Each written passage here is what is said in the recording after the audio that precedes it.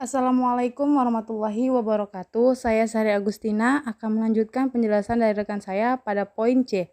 Sejarah Kerajaan Islam di Nusantara. Yang pertama, Kerajaan Samudra Pasai. Kerajaan ini didirikan pada abad ke-11 oleh Maura Khair, terletak di pesisir timur laut Aceh, yang merupakan kerajaan Islam pertama di Indonesia. Yang kedua, Kerajaan Aceh. Kerajaan ini berdiri menjelang keruntuhan Samudra Pasai, sebagaimana tercatat dalam sejarah tahun 1360 Hijriah.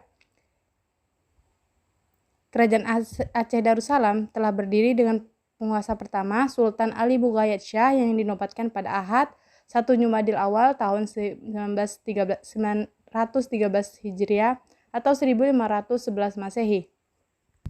Dalam sejarahnya, Aceh Darussalam mencapai masa kejayaan di masa Sultan Iskandar Muda Johan Pahlawan Mekuta Alam tahun 1590 sampai 1636 Hijriah. Yang ketiga, Kerajaan Demak. Dilatar belakangi oleh melemahnya pemerintahan Kerajaan Majapahit atas daerah-daerah pesisir utara Jawa. Daerah ini seperti Tuban dan Cirebon yang mendapat pengaruh Islam. Raden Fatah adalah raja pertama Kerajaan Demak. Ia memerintah tahun 1500 sampai 1518. Pada masa pemerintahannya, agama Islam mengalami perkembangan pesat dan Raden Fatah bergelar Senopati, Jimbun Ngabdurrahman Panembahan. Pada masa pemerintahan Sultan Trenggono, Kerajaan Demak mencapai puncak kejayaan dan agama Islam berkembang lebih luas.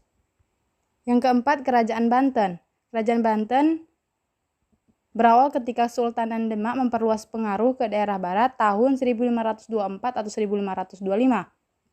Sunan Gunung Jati bersama pasukan Demak merebut pelabuhan Banten dari Kerajaan Sunda dan mendirikan Kesultanan Banten yang berafiliasi ke Demak. 5. Kerajaan Ternate dan Tidore. Kerajaan Ternate dan Tidore terletak di sebelah barat Pulau Halmahera, Maluku Utara. Wilayah kekuasaan kedua kerajaan ini meliputi Kepulauan Maluku dan sebagian Papua.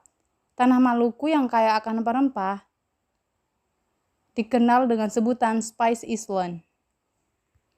Selanjutnya poin D, peranan Kerajaan Samudra Pasai dalam penyebaran Islam. Ketika Kerajaan Samudra Pasai mengalami kemunduran di bidang politik, tradisi menuntut ilmu tetap berlangsung. Samudra Pasai terus berperan sebagai pusat pembelajaran agama Islam di Nusantara. Nah, ketika datang Kerajaan Malaka, telah masuk sebagai pusat pembelajaran agama Islam. Kerajaan Malaka selalu dengan giat melaksanakan pengajian dan pengajaran agama Islam. Keberhasilan Kerajaan Malaka terbukti dengan berhasilnya Malaka dalam waktu singkat melakukan perubahan sikap pola pikir masyarakat terhadap agama, kebudayaan, dan ilmu pengetahuan. Proses pendidikan itu berlangsung di kerajaan. Perpustakaan sudah tersedia di istana dan difungsikan sebagai pusat penyalinan kitab-kitab dan penerjemahannya dari bahasa Arab ke bahasa Melayu. Selanjutnya poin ke E, peninggalan sejarah dari kerajaan-kerajaan Islam dan ulama-ulama di awal Nusantara. Di Kudus, Masjid Agung Kudus menjadi saksi bisu betapa antara Islam dan budaya Hindu bisa saling berasimilasi tanpa saling mengalahkan satu sama lain. Menara masjid dibiarkan seperti apa adanya berbentuk candi. Memadukan unsur lokalitas Jawa dengan ruh ajaran Islam, arsitekturnya masih bergaya Hindu, sedangkan atapannya berundak tinggi, dimaksudkan mencerminkan 3 bangunan suci ajaran Islam, yaitu iman, Islam, dan ihsan. Tidak hanya welcome dengan nilai-nilai keislaman yang muncul dari Timur Tengah, lokalitas Nusantara bisa berbaur dengan tradisi budaya bangsa lain.